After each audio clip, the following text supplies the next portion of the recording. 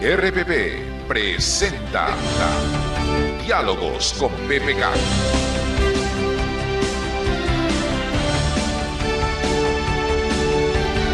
Siete y 19, y como todos los viernes ya está con nosotros Pedro Pablo Kuczynski, que en esta oportunidad nos atiende desde Nueva York. Buenos días, Pedro Pablo. Muy buenos días a todos. Se está acercando el 28 de julio. Tenemos que pensar en el futuro del Perú, que es promisorio. Bueno, el presidente Ollanta-Humala ha dicho que no van a haber sorpresas el 28 de julio, Pedro Pablo. Qué bueno, qué bueno. Todo va a estar Yo tranquilo. Bueno, algunas sorpresas, bueno. algunas sorpresas serían necesarias, ¿no? Algún reajuste Sí. en el gabinete ministerial, por ejemplo. Bueno, yo diría que antes de cambios de gabinete hay que hacer los nombramientos de los cuales venimos hablando desde hace 2 años: el defensor del pueblo, los miembros del Tribunal Constitucional que faltan, que son casi todos, los directores del Banco Central que faltan. Empecemos por ahí, después se puede ver de temas de gabinete. ¿Y los pero candidatos te parecen adecuados? mira, cada día hay nuevos nombres y otros nombres que siguen. Yo la verdad es que tengo mis candidatos, sobre todo para lo del Banco Central, ¿no? Creo que en el caso del Tribunal Constitucional hay severos cuestionamientos sobre algunos de los candidatos que se han mencionado. Yo creo que para estar en el Tribunal Constitucional debe uno ser pues absolutamente pristino y sin ningún cuestionamiento. Ahora, Y aquí lamentablemente hay. sobre el tema Sí. del tribunal se ha generado una especie de confrontación, Pedro Pablo, entre el presidente del tribunal, el presidente de la República, el ministro de Justicia, respecto a la conveniencia y a la posibilidad de pagar los bonos de la deuda agraria. ¿Cómo debería hacerse el cálculo de cuánto vale hoy un bono emitido hace 40 años? Bueno, hay gente que dice que ya se pagó y que con la inflación de fines de los años 80 desapareció la plata, ¿no? Pero eso no es cierto, pues la gente que tuvo una tierra y esa tierra pues vale muchísimo hoy, mucho más de lo que valía entonces hay que buscar un arreglo que lo vimos en la época en que yo estaba en el gobierno.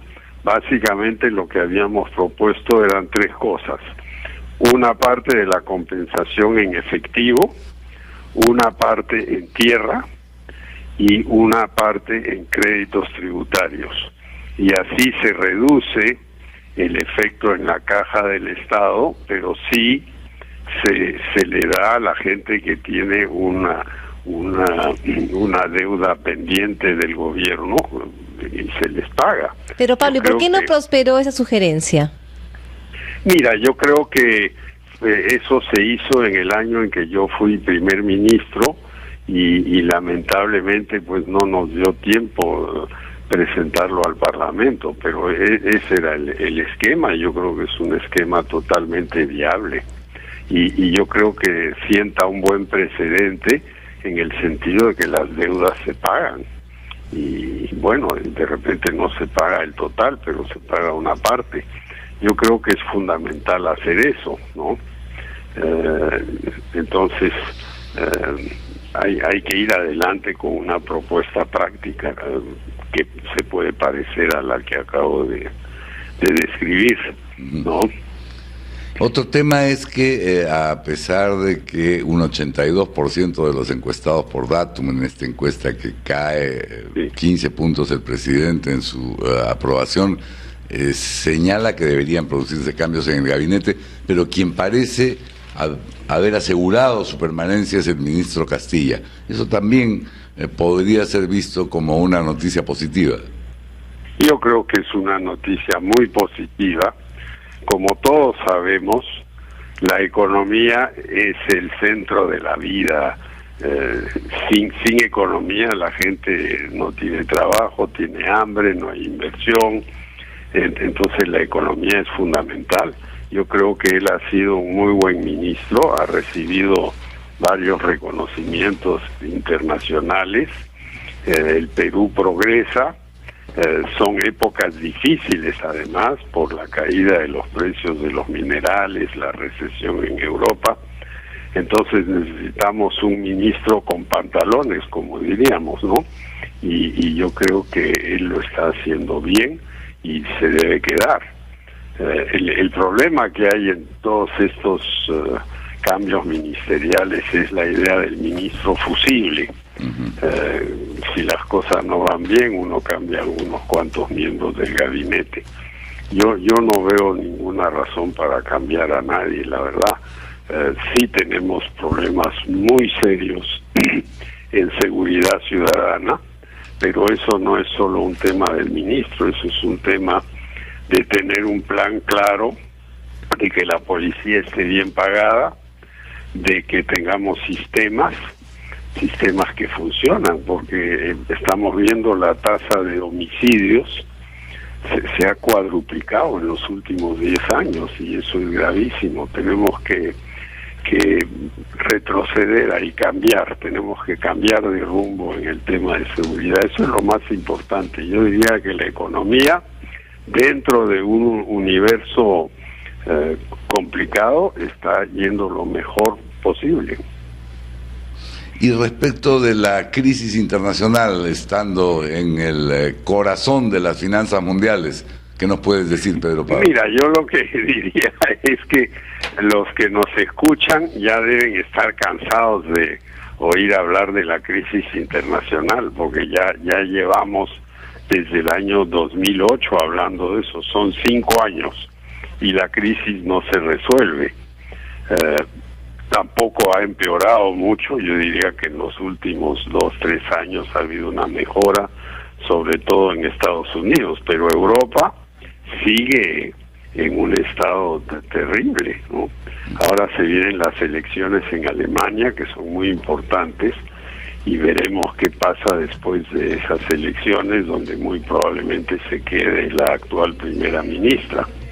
Pero Francia está en caída en este momento, Italia está en compás de espera, España ha tomado muchas medidas y esperemos de que España dé la vuelta, pero los países importantes para el comercio del Perú son los países del norte de Europa, o sea, Alemania, Holanda, Francia, el Reino Unido, y aparte de Alemania los otros están mal, ¿no? En este momento mal, ¿no? Pero Pablo, ayer estuvo por Lima el segundo hombre más rico del mundo, Carlos Slim, y él pues, se refirió al tema de educación y dijo que, bueno, la educación debería estar justamente orientada hacia el trabajo, pero también tiene una propuesta interesante. Dice que la vida laboral debería extenderse hasta los 75 años.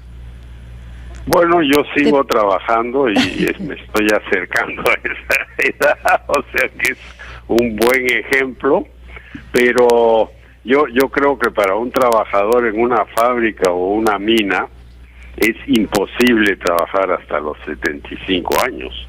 Pero hay actividades que sí lo permiten, tú mismo lo estás mencionando, claro, ¿no? Actividades intelectuales, ¿no? Exactamente. Pero actividades de lo que se llama camisa azul, no cuello blanco, ¿no? Esas son actividades que uno no puede estar trabajando hasta los 75 años. Pensemos en alguien que está en una bolichera, que hoy son mucho más grandes, en alta mar, pensemos en un minero que está en un socavón, pensemos en por ejemplo, en los trabajadores que vi en Chaglia el otro día, que estaban trepando un acantilado para ir poniendo las bases de la represa. Esos no pueden trabajar hasta 75 años, por eso hay seguros sociales. No, y ellos tienen regímenes, ¿no? ya desde ahora diferenciados, ¿no? Que están ampliamente reconocidos. Tiene que haber eso. Ahora, yo diría que lo que dice Carlos Slim hay un grano de verdad ahí, y es que la gente debe tener entrenamiento tecnológico, ir adaptándose a situaciones que cambian, ¿no? Por supuesto. Entonces, que sí. Hay que tener entrenamiento, y si no hay entrenamiento, ¿cómo se va a reubicar la gente? Ahora, él también ha hecho un cálculo, dice que si seguimos creciendo, si el Perú sigue creciendo a 5% anual o más, en los próximos 15 años se generará un ingreso per cápita de entre 14.000 y 15.000 dólares. ¿Eso es así, bueno, Pedro Pablo? ¿Es el cálculo? Sí, ese es ciertamente, matemáticamente, absolutamente cierto. Hoy el Perú está entre 8 y 10.000 dólares según cómo se calcula el poder adquisitivo, y yo creo que en 7 a 10 años podemos estar en el doble, en 20.000, ¿no? Buena noticia. Claro que hay que llegar ahí con ingresos reales, no con inflación, ¿no? Por supuesto que sí. Eso no ha sido No, es perfectamente factible. Y ahora lo que necesitamos es infraestructura, porque suponte que el peruano promedio en 10 años tenga 20.000 dólares. Todos van a querer un auto, todos van a querer un departamento. No, mejoremos primero el servicio de transporte público, Pedro Pablo, porque ya los cañonazos nos indican que tenemos que despedirnos. Absolutamente. Bueno, seguimos conversando sobre infraestructura, hablaremos la próxima semana. ¿Qué te parece? Pero digamos 20.000 dólares, ese es el objetivo, ¿no? Por habitante por año. Listo. Muchas gracias, Pedro Pablo. Buena suerte. Hasta pronto. Adiós. Diálogos con PPK.